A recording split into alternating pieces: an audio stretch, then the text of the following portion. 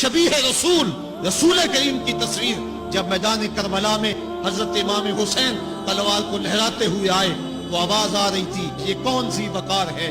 یہ کون شاہ سوار ہے، لباس ہے پھٹا ہوا، لخت لخت کٹا ہوا، تمام جسم نازنی چھدا ہوا کٹا ہوا، پھر بھی ہے ڈٹا ہوا، یہ نبی کا نور عین ہے، یہ بالیقین حسین ہے۔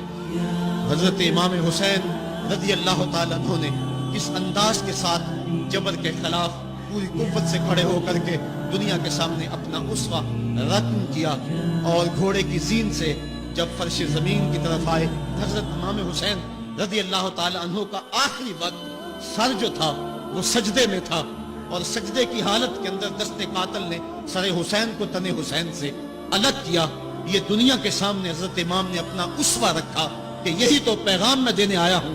یہی تو جو ہے وہ تحریر میں نے کربلا کی ریت پر اپنے خون سے رقم کرنی تھی کہ یہ سر کٹ سکتا ہے لیکن جھکے گا تو صرف اپنے مالک کی چوکٹ پہ جھکے گا،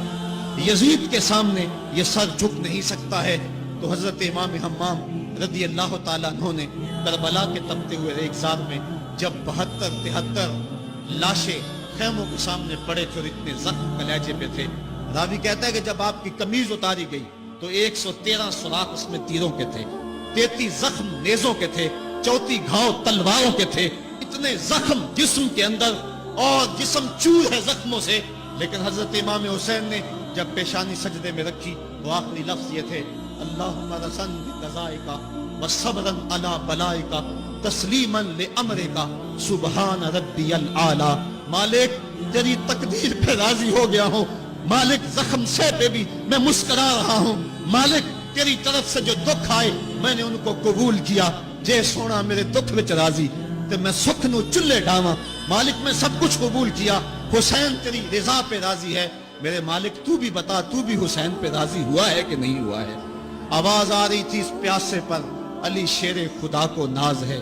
اس نواسے پر محمد مصطفیٰ کو ناز ہے، اوروں نے بھی سجدہ کیا پر اس کا عجب انداز ہے، اس نے وہ سجدہ کیا جس پر خدا کو ناز۔ اے حسین ابن علی تم پر سلام، نازش آل نبی تم پر سلام، نازش آل نبی تم پر سلام۔